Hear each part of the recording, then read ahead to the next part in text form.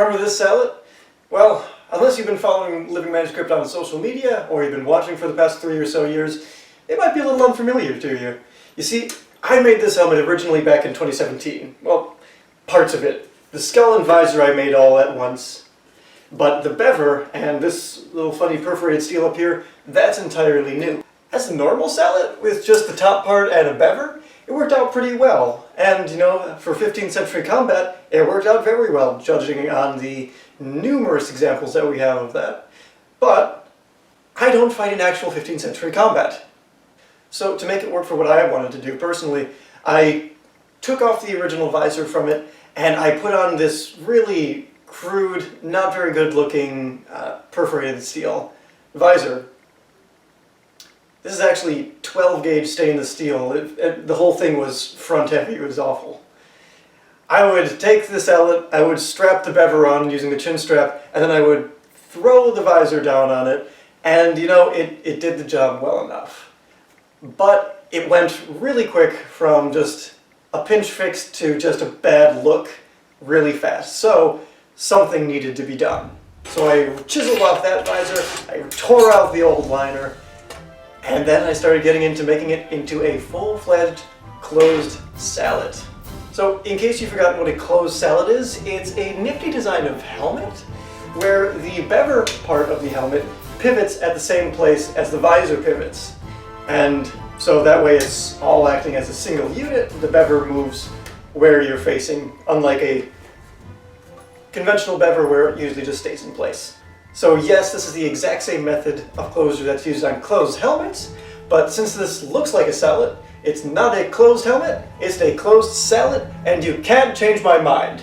Historically, helmets of this particular variety, they start showing up in the late 15th century, and then subsequently closed helmets start becoming more popular, but contemporarily, this shows up in pretty much every online thread about harness fecting that you will ever see.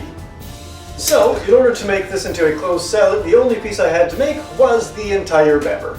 I always liked the way that my normal bever fit, so I tried copying this one as best as I could. I took some cardboard and put it around there and would cut it to where it would need to be cut in order so that I could weld it and everything, but it didn't quite work out. There's much better ways of doing that, but cardboard was all I had available. I'll make a video about that some other time. So like I said, it was only marginally successful, so after a little bit of hammering and welding and some angle grinder magic, I finally got it to the shape that it needed to be.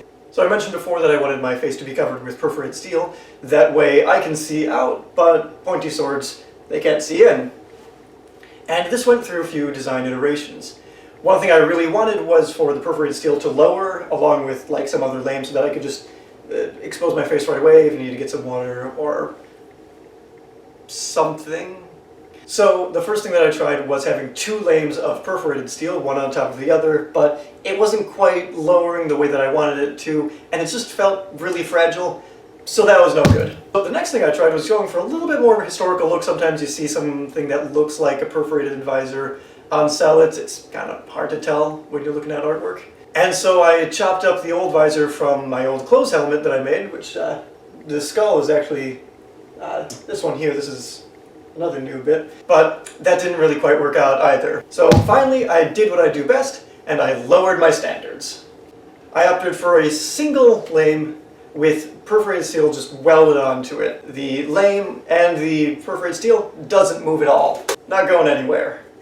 It's kind of a bummer, but ultimately it's not really necessary for what I'm doing. So I will just suffer in silence. Muffled silence. Sometimes in the late 15th century, they would strap the bever to their chin with the chin strap of the sallet, like I was mentioning before, how I did that with the very first perforated visor that was on this sallet. But one thing that you see with that is that those bevers are almost invariably articulated. So that's the way that I opted to go with this.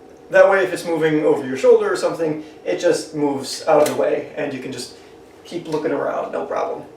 So I busted out my cardboard and I made a pattern for that lame. Then I transferred that to steel. I used a cross-peen hammer to give it a little bit of curve to it, and then I used a very slightly rounded ball-peen hammer to give it a little bit more volume. So that way it's not just dead flat. Then I put a little crease into it so that it looks good. And Then I made the second lamp using the exact same method. So one thing I like about having the chin strap on the outside is that it even kind of looks like it's supposed to be a separate bever, especially when the visor is down, and you can't really tell that they're attached. It just looks like I'm just strapping my bever to my chin, and that's kind of fun. But at that point, I polished it to just kind of a matte finish. It could be a bit of a better finish, but this is good enough for being beat up.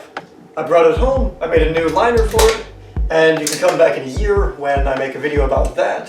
To bring it all home, I really like this helmet. It fits my head just perfectly, and it's so satisfying. Like, the bever just slots into place so smoothly and so satisfactorily.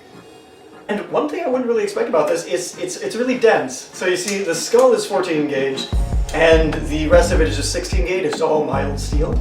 And so, since so much of it is overlapping with each other as well, it feels really dense for how big it is, which honestly just kind of makes it satisfying. I'm sure that it'll get retired eventually, but given the extensive lifespan that this helmet has already had, I don't picture that being anytime soon, and well, I'm just looking forward to having a bunch more battles in it.